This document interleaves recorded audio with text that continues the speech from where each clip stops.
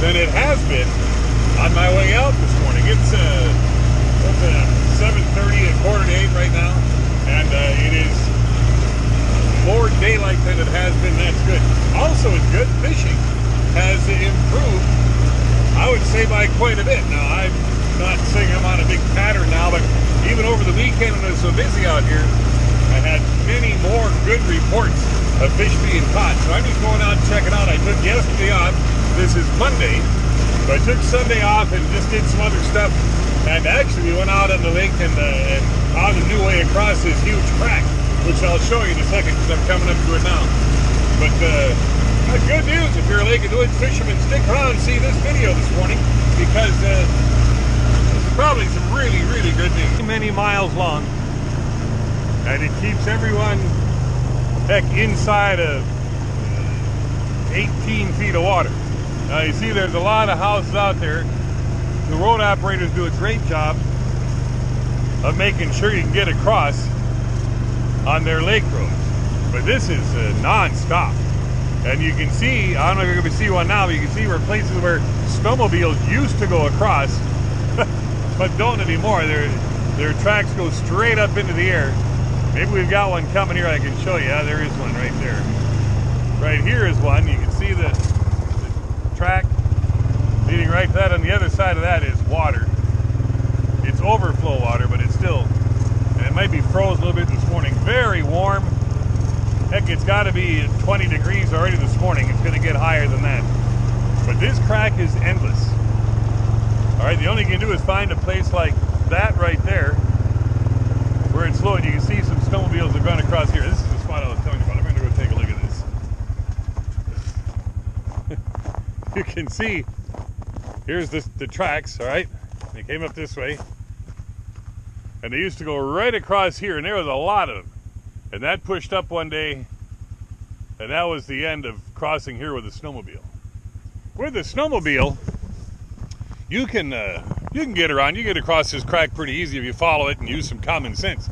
But as far as all the traffic that gets out here, they need good places to cross, and the road operators do that. I'm going to get out to the spot and get fishing here. All right, let me show you what happens. Fish are biting. You got to get to the fish house. You spent yesterday working on a nice new bridge. And then you get out here in the morning and it's pushed up overnight. We had this all flattened out yesterday in these grids. So this is not going to be a huge deal, but of course they didn't bring a bar or anything out here. Mark's going to go back and get it. We got to chop all this down and get this over. This is going to be, I don't know, this is going to be 20 minutes or a half an hour. And out there, that's where we're trying to get. And if you look up and down this way, and up and down this way, it's even worse when you get this way. Another thing that's interesting, and you got to watch out, are these cracks right here. There's 1, 2, 3 of them, all coming into this. So our rangers, you know, it's really, really light duty stuff that we're going out with, but you wouldn't want to take a pickup truck over this, or you just couldn't. This is awfully light duty stuff. This is why the road operators can absolutely charge you charge you to keep these things going. This piece just fell off. This right here, that's what that noise was. That's why I jumped and squealed a little bit. Well, I've got some work to do before I can get fishing this morning. Fish are there and they're biting. Well, all right. We got it, so we got to cross, all right. And it looks like it's been good. See, none of this water here wasn't here yesterday. It was, and on the other, it was like this, the other way. So, thank goodness for those bridge planks there. All right, time to go fishing. Well, here we are, we made it. The door unlocked. Get the heat going.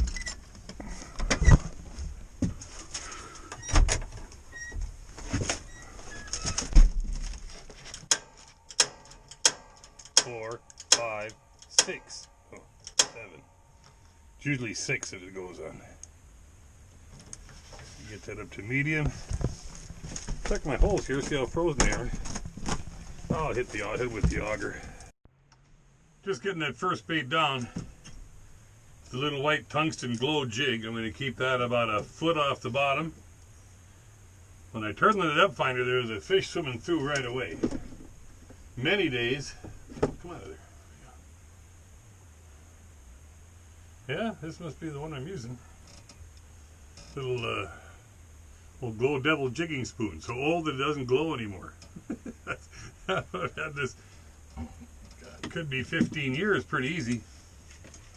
Was a good bait then, it's a good bait now, even if it's hampered a little bit by inability to glow. I used chubs all winter. And the funny, I used frozen shiners all summer.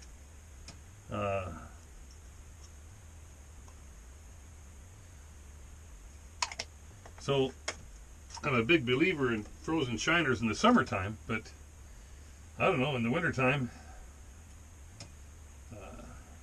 you unthaw a bag of frozen shiners and you might use, heck, 3 or 4 of them in the bag. Well, every time you freeze and thaw that bag of shiners again, they're a little more rotten. So it seems like in the wintertime I waste more of the shiners than I do use them because the bite is different.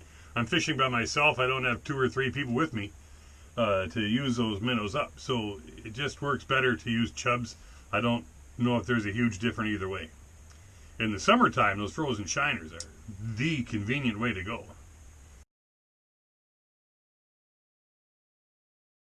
Now I suppose this is getting kind of serious. I mentioned I thought it was 20 degrees or so. On my way out, it's 27 already. And it's going to be around 30 today, and this is Monday, and all this week it's going to be mid-20s to around 30 for highs, and the overnight lows in the teens or low 20s. And that's too warm. These ice roads aren't liking it at all. But the good news is, into the weekend, it's going to cool down with highs in the teens and lows in the single digits. That's going to help a lot, but we've got to get through this week now before we get that far. Oh, here comes the fish. Come on up, buddy. Come on, here he comes. Yeah. Very warm. Heck, I love it. You know, I haven't, as much as I ice fish, I don't like being cold very much. Back in the days when we fished outside, I didn't go ice fishing very much. But there's something going on here. Let's try to get him over here. Come on, buddy.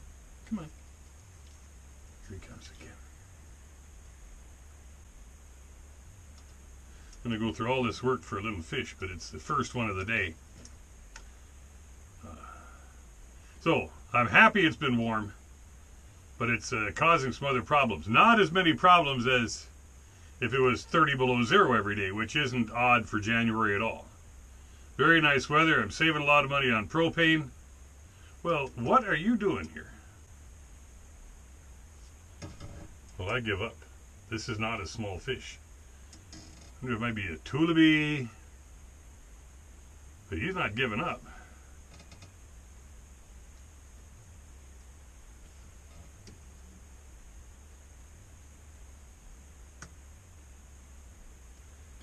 There we go. Yeah, here he comes. Well, I got him, and this is what, like I said, the first fish of the day. I'm going real slow. Real slow. He might get off, but this fish caused me fits. Oh, Sherry, look at this. I knew it. What did I say? I don't usually know what I'm talking about, but I did this time. This is my first tullibee of the year. How about that? He was chasing me around. I should keep those. I keep them and smoke them. Well, this guy might die in the hole. Oh, here he goes. I keep them and smoke them. And I'm getting better at it, but no one will eat it. You take it to a gathering and say, oh, I brought this tullibee, and you lay it out, and at the end of the night, tullibee's still there, except for what I've eaten from it. They're very good smoked. They're bony as heck. In fact, as I look back, I probably should have kept that one so I'd have something to smoke. Ah.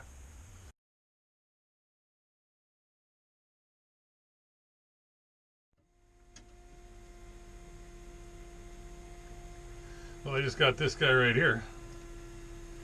I've got a new measuring device right here so you can follow along from at home and see how big these fish are. It's a 13.5-inch sauger. All right. That keeps most days. There he goes. On the bottom of the hole.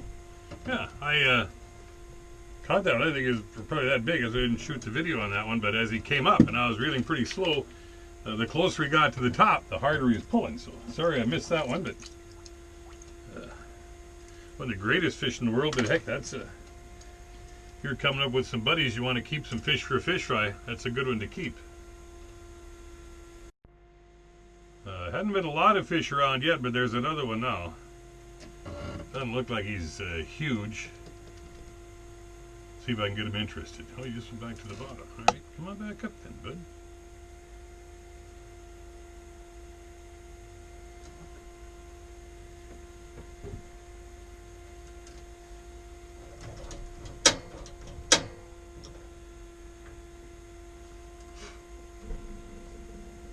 Pilot light keeps going off on my big buddy heater. Well, I tell you, there's always something. That last sauger that I caught popped back up the hole and was struggling, so I kept that one. I've got the one sauger now. The fish bite sometime every day. All right? And of course, like everything else in fishing, that's not 100% true 100% of the days. But he's going to come back up and get this one. That was stupid. Gonna get him over here. So if you're coming fishing, try to get here as early as you can. You know, have lines in the water by 8:30 or 9. And I'm always off the ice by dark. I don't like getting off after dark. But, come on, buddy. But spend the day. I live here. I fish here every day. I fish mostly the mornings. But once in a while I'll switch and I'll fish the afternoons.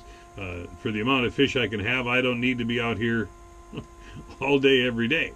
So I pick the morning or the afternoon. Or maybe early morning and I'll go in for a while and come out in the afternoon. Come on. Thought this was a little better, but it's going to be, well, you never know. Start reeling even slow like this, you know, it kind of takes the most of the weight off. Unless it's a big one, then you'll know. But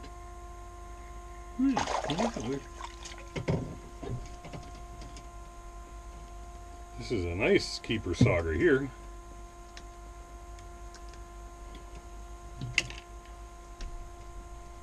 Well, another 13.5-inch sauger down the hole. Get going, buddy. Get going. Shoot out. I get stuck here. Get. There he goes. So, well, that's fine. I could have two right now if I was keeping them this morning. There we go. There we go. Well, at first I was going to say, here's a good big one. But, no. Boy, he bit like a champ. Oh yeah, this is a good keeper sauger. Since I got the one that I killed, I might as well have two. Yeah, this is a nice fish. Not a giant. I'm not going to call my mom and brag about this one right away, but I'll measure him here for you. Nice and fat. 14-incher. Yeah, this is a good sauger. Now avert your eyes if you don't want to be grossed out here. Jeez, come on. Got all the stuff laid out here. Cut right there. The fish bleeds out. Nice white fillets. My wife loves it when I do that. And now,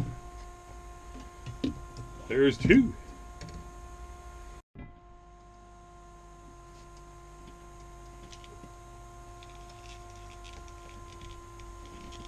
This is a better one.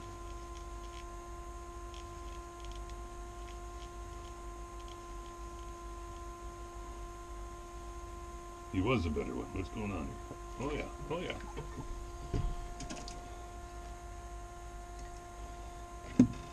That little perch. That little sauger. It's 13.5 incher. Well, since I've kept a couple, I'm going to keep this one too.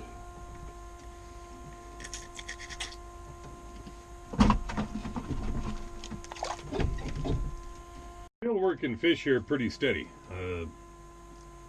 I haven't had a good one this morning. I haven't had a good one on. I don't know that I've seen a good one in the depth finder. It's odd. I usually get the one anyway. I've got 3 keepers, 2 13.5 inch saugers, and a 14 inch sauger. And I wouldn't have kept those 13.5s, but one of them died in the hole, so that makes it a keeper. So I've got 3 more working on my next fish fry. So I'm going to keep checking out here. It's going to be warm all week. We'll see what happens to those cracks. As I look out from Long Point this morning, I told you earlier there was a truck parked on shore, or on their little corral, right on the ice offshore, and two wheelhouses were there, but they weren't out, and there's nothing out there like a pickup truck this morning that I can see. And I think that the big deal is this warm temp. The bridges aren't going to handle. The ice is going to struggle with big rigs and fish houses. You saw what happened with our little cut across this morning. Oh, there we go. Maybe. Maybe. Huh? A little better keeper. It's not a whopper, but it's going to be, I think, the best one of the day. Let's see. Oh, yeah. Well, I got another 14-inch sauger. If this was all I caught all day, I wouldn't be real disappointed. This is a nice, thick little fish. And he is every bit of 14, almost 14.5. This would be a good way to end this today. You don't always get a house full of big ones. All right? But if you're not out here, you got 0 chance of catching the big ones.